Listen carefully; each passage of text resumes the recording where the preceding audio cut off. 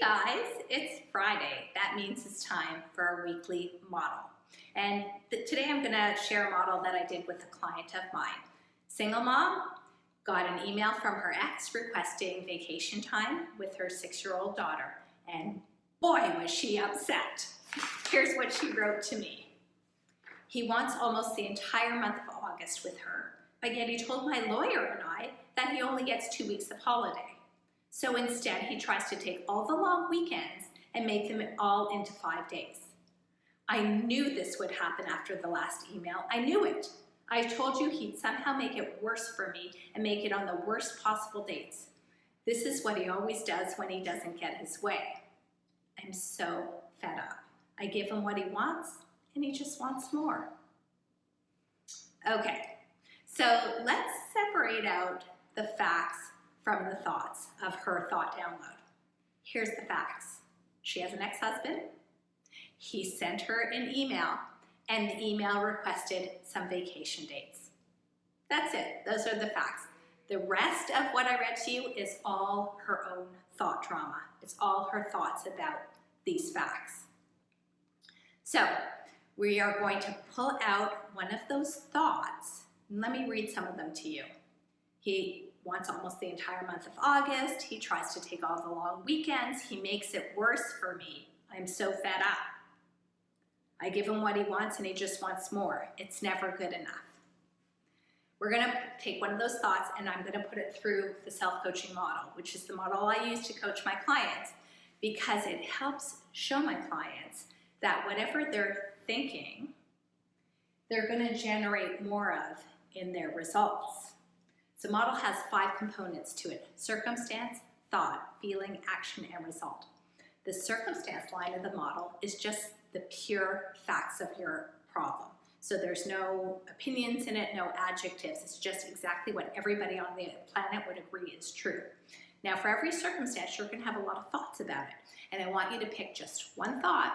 That's all you need to put in the thought line. Just one sentence, one phrase that you have going through your brain about that circumstance.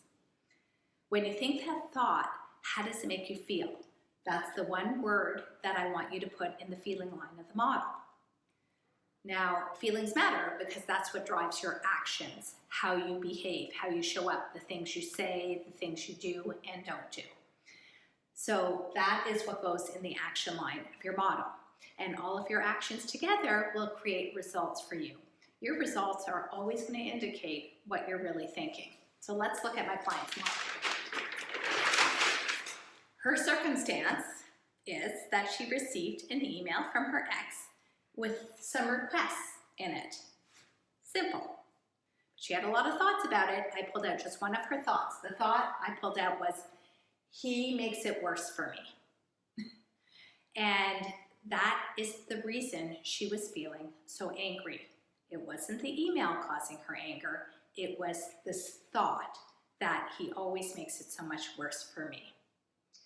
So I asked her, what did you do when you were feeling so angry? Like, how did you show up? Did you answer the email? What didn't you do? And she told me for 3 days she didn't sleep.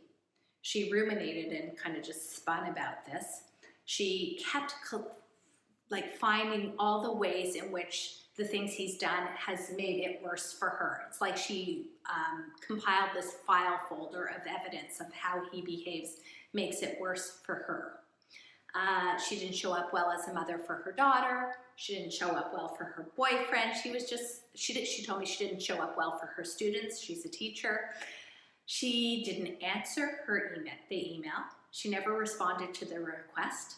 She didn't find any solutions for a summer schedule. She just kind of pushed it aside and ruminated and lamented and stewed in anger. In essence, she made it worse for herself. So exactly what she was saying about this email and about him, that he always makes it worse for me, she actually was propagating that and making it worse for herself. His email actually didn't make it anything for her. She was making it that way for her.